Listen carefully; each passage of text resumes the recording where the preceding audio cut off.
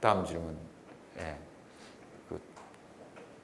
예. 뭐 그럼 알아서 하십시오. 예. 네,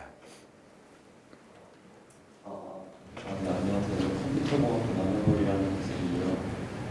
혹시 수업 외적인 질문을 해도 될지? 괜찮습니다. 예. 선생님께서 아까 말씀하신 것 중에 갑자기 궁금해진 게 있어서 여쭤보는 건데요. 혹시 스누라이프 하시나요? 스누라이프 알고 계신 것 같은데. 예. 그거 아무나 못 들어가던데. 학생들만 들어가는 거 아니에요? 그거 제가 졸업생이어서 프린트돼서 나오는 것도 있죠. 있나요? 매체가 스누라이프가? 아니요, 그런 건 없죠. 예. 그거 안 들어가지던데. 그때 우리 딸 때문에 한번 보려고 내가 들어갔는데 안 돼가지고. 궁금해서 여쭤보는 예. 한 가지 질문이 더 있는데 제가 이건 글쓰기 질문이고 글쓰기나 말하기나 뭐 그리는 말이나 뭔가를 할 때 사람 편하게 글을 쓰고 편하게 말을 하면 오히려 더 잘 나오는 것 같다는 느낌을 받았거든요. 그런데 선생님께서는 어떻게 생각하시는지? 예. 정답이에요, 그게. 그러니까 힘 빼고요. 힘 빼고 이렇게 대학 들어올 때 구술 면접 이런 건 다 보셨잖아요. 그죠? 그거 요새 보니까 제가 2016학년도 서울대학교 입학본부에서 발표한 뭐죠? 그 구술 면접 지침? 뭐 하여튼 입시 요강? 그걸 봤더니 이게 뭐 15분 전인가 30분 전에 이제 텍스트를 뭐 인문학, 뭐 사회과학 또는 수학 이런 그 전공에 따라서 이런 걸 주고 15분인가 30분 대기하고 있다가 자기 차례 들어가면 들어가서 이제 선생님이 물어보면 대답하고 이런 식으로 돼 있더라고요. 그게 사실은 이제 논술 시험 보는 거랑 똑같은 거예요. 말로 하는 것만 다르죠. 근데 제 생각에는 논술로 측정하는 것보다 구술 면접으로 측정하는 게 훨씬 더 정확하게 그 수험생의 지적인 상태를 측정하는 도구로서는 구술 면접이 더 낫다고 봐요, 저는. 왜 그러냐면 논술은 사실 한 번 묻고 한 번 대답하는 거잖아요. 근데 구술 면접은 텍스트를 자기가 독해한 다음에 질문을 이해를 하고 한 번 대답하고 잘못 대답하면 그 다음 재차 질문하는 데서 자기가 바로잡을 수 있잖아요. 자기가 잘못 대답한 것을 깨닫는다는 것은 굉장히 중요한 거예요. 사람은 누구나 잘못 대답할 수 있으니까요. 우리 교육이 맨날 정답 찾는 교육, 정답을 말하는 교육 이런 거 고등학교 때까지 했는데 사실은 중요한 거는 정답을 찾아가는 과정, 정답을 찾아가는 능력이잖아요. 판단을 일시적으로 잘못할 수는 있죠. 독해를 잘못했거나 이렇게 해서 잘못 대답했는데 그 다음 질문을 듣다 보니까 제가 잘못 대답했네요. 아까 대답이 잘못됐네요. 이렇게 다시 대답하겠습니다. 라고 말할 수 있으면 된 거죠. 이제 그런 거라서 저는 구술 글로 쓰는 것이나 말로 하는 것이나 본질적으로 다른 건 없다고 생각을 해요. 근데 다만 우리가 어려움을 느끼는 이유는 우리는 교실 분위기가 너무 조용하잖아요. 그죠? 교실 분위기가 너무 조용해요. 질문하는 걸 싫어하잖아요.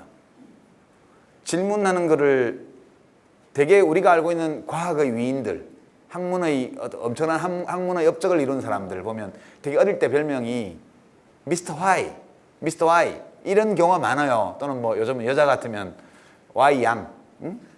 미스 와이 뭐 이렇게 하든가. 왜 자꾸 물어보면 그게 좋은 거예요. 그게 지적인 성장 과정인데 이제 뭐 어떤가요? 수업 시간에 어떤 아이가 초등학교 교실에 선생님한테 선생님 그건 왜 그런 거예요? 왜 그런 거예요? 자꾸 물으면 선생님 뭐라 그래요?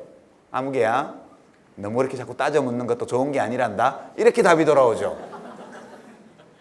그리고 고등학교에 좀 어려운 수학 문제를 막 풀다가 선생님이 쫙 풀어서 딱 보여주면 어떤 애가 손 딱 들고 선생님 그 방법밖에 없을까요? 이렇게 물으면 수학 선생님 뭐라 그러세요? 야 너는 똑바로 푸는 법이나 배워. 무슨 다른 방법이야. 이렇게 되죠. 대학에 들어서 또 마찬가지 아닌가요? 그 과목 선생님이 뭐 자료를 나눠주고 뭐 하는데 그 자료가 마음에 안 든다. 그러면 선생님 저는 대학교 학부 교양 과정에서 이런 자료를 가지고 이렇게 배우는 거는 옳지 않다고 생각하는데요. 그렇게 말하면 교수님 어떻게 하세요? 학점 까죠? 보통 그래요. 학점 까요. 그러니까 우리는 오랫동안 사실은 한국은 이 언어 자체가 존대어와 반말이 있는 권위주의적인 언어고요. 말 자체가 이제 불행한 거예요. 그리고 사회관계가 전부 권위주의적인 관계가 만연해 있기 때문에 논리로 따져서 대화하는 거에 익숙지가 않아요. 훈련이 안 돼 있다고요. 그렇게 살지 않는데 어떻게 글을 그렇게 써요? 우리 자신이 성장 과정에서 그렇게 자라지 않았는데 어떻게 어른이 되고 나서 학교에 대학 들어와서 갑자기 논리적으로 생각하고 논리적으로 말하고 논리적으로 글 쓰고 그게 되냐고요. 그게 안 되는 거예요. 이런 문제가 있죠. 예를 들어서 최근에 리베카 솔리치라는 미국 그 저널리스트 겸 페미니스트 겸 리서처 겸 그런 분인데 그 맨스플레인, Man Explain Things to Me 그런 책이 있죠. 제목이 남자들은 자꾸 나를 가르치려 든다 그런 제목으로 지금 번역돼 나왔는데요. 거기 보면 아주 그 성차별이라는 것이 미국과 같이 굉장히 선진적인 민주사회라고 일컬어지는 곳에서조차 얼마나 뿌리 깊게 구조적으로 이 정착되어 있는지에 대해서 되게 예민하게 건드린 책이에요. 저는 보면서 많이 찔리더라고요. 저도 보면서. 근데 그 비슷한 책이 옛날에 독일에서 나온 적이 있어요. 한 20년 전에요. 엄청난 베스트셀러였는데 밀리언셀러를 기록한 책인데 제목이 우리말로 번역하면 착한 여자는 천당에 가고 못된 여자는 지 가고 싶은 곳에 간다. 그런 제목. 그 핸드북이 나왔어요. 또 그 뒤에 날마다 조금씩 못된 여자가 되는 방법. 그게 밀리언셀러였어요. 제가 그 책이 하도 마음에 들어서 우연히 읽고 출판사에 전화를 해가지고 나 한국서 온 사람인데 이거 한국어로 번역해서 내고 싶다 이랬더니 한국 출판사에서 이미 번역 진행 중이라고 계약해서 나중에 봤더니 실패했더라고요. 여기서는 제목도 이상하게 붙였고. 근데 거기 보면 어떤 게 나오냐 하면 이렇게 다 똑같은가 봐요. 남자들은 지하철에 앉으면 쩍벌나무로 다리 착 벌리고 앉고요. 여자들은 딱 오므리고 앉잖아요. 남자들은 소파에 앉으면 탁 제끼고 앉고 여자들은 어깨를 오므리고 앉아요. 이제 이 행동에서도 그 패턴이 굳어져 있고요. 말도 보면 말도 독일어도 우리말이랑 똑같아요. 여자들의 언어 습관 중에 뭐뭐 같아요라고 말하는 거예요. 뭐뭐 같아요. 그 다음에 원래는 이라는 표현이에요. 원래는 아닌데요. 원래는 계란찜을 좋아하는데요. 당신이 좋아한다면 저도 계란 후라이를 먹을게요. 라는 어법 있잖아요. 전에 런어웨이 브라이드라는 영화가 있었죠.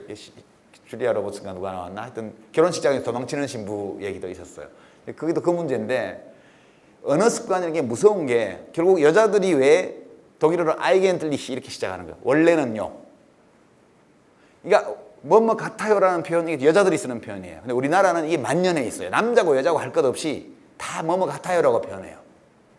제가 어느 강연을 했더니 2시간 동안 제가 한 말 중에 뭐뭐 같습니다라는 표현을 제가 한 번도 안 썼다고 어떤 분이 질문을 하더라고요. 어떻게 그런 말을 안 쓸 수가 있냐고. 왜 우리나라에서는 되게 유럽에서는 여자들의 어법으로 일컬어지는 평가되는 뭐뭐 같아요라는 표현 그것이 왜 남녀를 불문하고 우리는 광범위하게 쓰느냐 하면 인간관계가 가불관계가 너무 많아요. 사회 전체 문화가 권위주의 문화가 지배적이에요.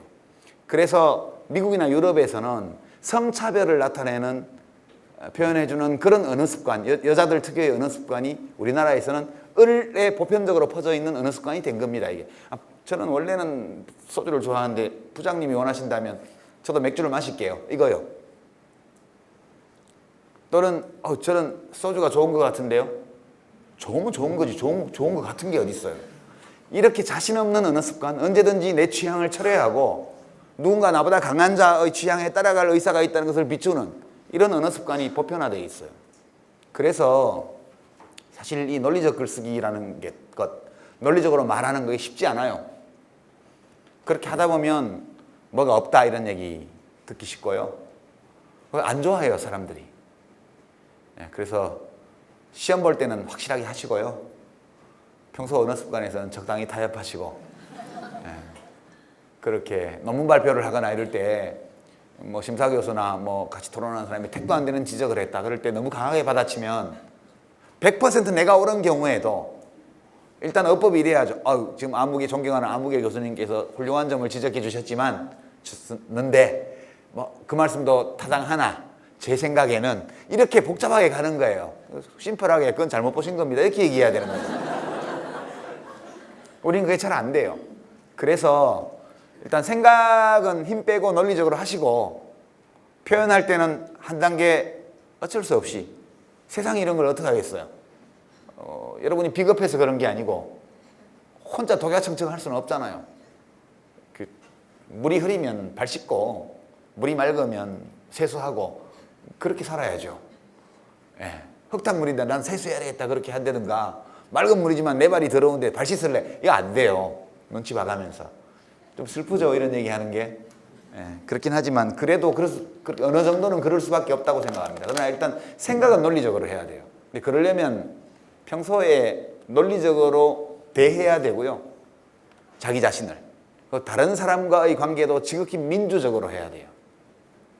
무슨 요즘 대학 사회에서 보니까 뭐 군기 잡는다고 해서 선배들이 후배들을 막 빤스바람으로 막 길거리에 다니게 만들고 이런 뉴스들을 제가 보면 진짜 슬퍼요.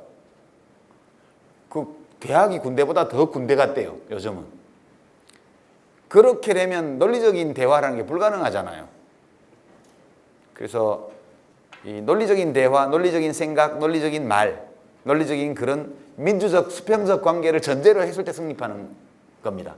교수 학생과의 관계도요, 우리나라는 너무너무 안 좋아요. 대학 교수와 조교들과의 관계도 너무 안 좋고요. 그거는 말이 안 되는 관계거든요, 기본적으로. 그게 사회 전체에 만연해 있기 때문에 갈 길이 멀다. 그렇게 생각하면서 그래도 꿋꿋이 논리적으로 생각하고 글 쓰면서 살아가십시다.